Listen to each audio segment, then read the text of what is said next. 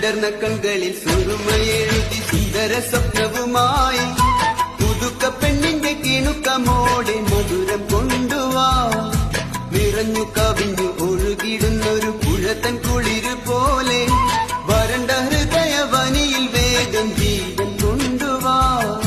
മൊഴിയിൽ മധുവുമായി സുരലോകറാണിയായി ചന്ദ്രിക ചാരി കുളിച്ചുവാനും കൈലയും മജനുമായിടാം.